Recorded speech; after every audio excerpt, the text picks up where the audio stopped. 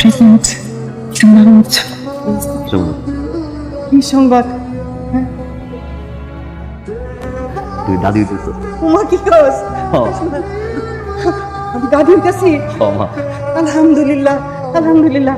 আমি আমি আল্লাহর কাছে দোয়া করি আমি যেন তাড়াতাড়ি নাতির মুখ দেখতে পারি। আল্লাহ তুমি আমার নাতিটারে সুস্থভাবে দুনিয়াতে এনে। রান্না ভালো হয়েছে মাকে। আর দিও না। হ্যাঁ আরে এলো মাছ। আরে এইটুকু তুই খাবি না? এইটুকু না খাইলে শরীর ঠিকবো? হ্যাঁ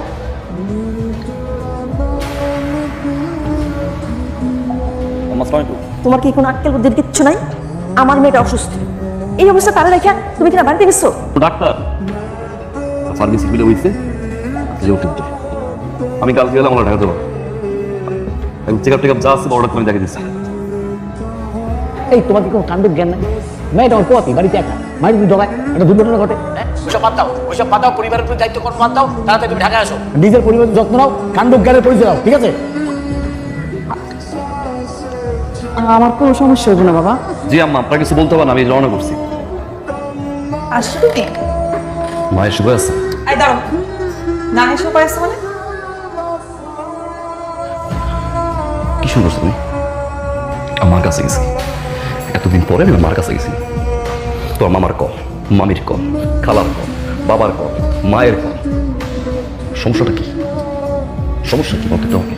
সমস্যা কি? সমস্যাটা বুঝো। তুমি আমাকে এইরকম একটা সিচুয়েশনে রেখে তোমার বাড়িতে গেছো, তোমার কি মনে হয় আমার ফ্যামিলি মানুষ তোমাকে ফোন দিবে না? কোন সিচুয়েশন রেখে গেছে মারিয়া? তুই কি 7 মাসের প্রেগনেন্ট নাকি 6 মাসের প্রেগনেন্ট? আর 3 মাস হলো না, মাত্র কনসেপ্ট করছো তুমি। কোন সিচুয়েশন রাখছি আমি? বলো কোন সিচুয়েশন রাখছি আমি? বলো না আমি কি সিচুয়েশন তোমাকে রাখছি? বলো না শুনি। যা বলছো তাই তো করছি না। আগে বাসা নিতে বলছো দিচ্ছি আমি। যা যা লাগবে, সুন্দর বাসা, এত সুন্দর বাসা দিচ্ছে, আর কোনো জবাব নেই। বাসা করছি না, আমি করছি তো না। তো মামা আসছে, মামি আসছে, বাবা আসছে, আমার কোনো আপত্তি নেই কিন্তু।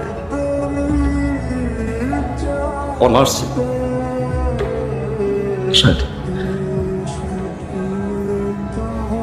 একটা বাসা নিয়েছে, এত বড় একটা বাসা নিয়েছি আমি। সেই বাসার ভিতরে আমার মা এখন বলতে আসে না, অসুস্থ মহিলা সে।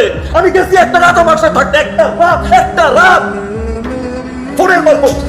টেল মি ওয়ান থিং না, টেল মি ওয়ান। আমার সাথে আমি বিয়ে করছি, আমি তো ব্যাচেলর না, ব্যাচেলর না, ব্যাচেলর তো না, ব্যাচেলর তো। তোর বাবা ইন্টারফেয়ার করবে, তোর মা ইন্টারফেয়ার করবে, মামি ইন্টারফেয়ার করবে, তাই কি তারা? আরে আমার সংসার মতো করতে হবে না। বাড়িতে গেছো সাথে সাথে কান পড়া দিয়ে দিচ্ছে তোমার মাথায়, না? আল্লাহ জানে অসুস্থ নাকি অভিনয়। ঠাকুরকে দাঁত চক্রে মানে আমি এতদিন ওয়েট করছি এই জন্য যে ম্যাচুরিটি একদিন হবে, আল্লাহ বুঝ দিবে, তারপর আমার কাছে ক্ষমা চাওয়ার শাশুড়ি হিসেবে তার ছেলের কাছ থেকে প্রপার সম্মান নেওয়া হয়েছে। তোমার মতো নেই দিন তিনজন। এই আমি না তোমার সাথে আর সংসার করতে চাই না। যেই ছেলে মায়ের কথা চামারের মতো আচরণ করে তার সাথে আর থাকতে চাই না। আরে থাইকো না তুমি, যাও থাইকো না। ফ্যামিলির তো শিক্ষা নাই, মায়ের তো শিক্ষা নাই, আমি তো মার আম্মা। একটা হিসাব মিলাচ্ছিলাম, আমরা পুরুষরা খুব অদ্ভুত। পুরুষরা কখনো সফল হতে চায় বাবা মায়ের জন্য, কখনো সফল হতে চায় প্রিয় মানুষটাকে পাওয়ার জন্য, একটা সময় খেটে মরে স্ত্রী আর সন্তানের জন্য। পরিবার প্রিয়জনের হাসিতে হাসে, তাদের দুঃখে আবার কাঁদে। পুরুষ যখন নিজে বাঁচতে চায়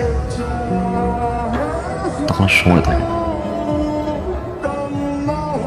আমরা পুরুষরা বাঁচি অন্যের জন্য।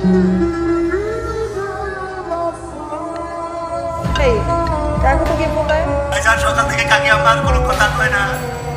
ভাইজান কাকি আম্মার কোনো সারা শব্দ নাই। তুই কি কর? কাকি আম্মার নাই ভাইজান। কি কর? কি কর?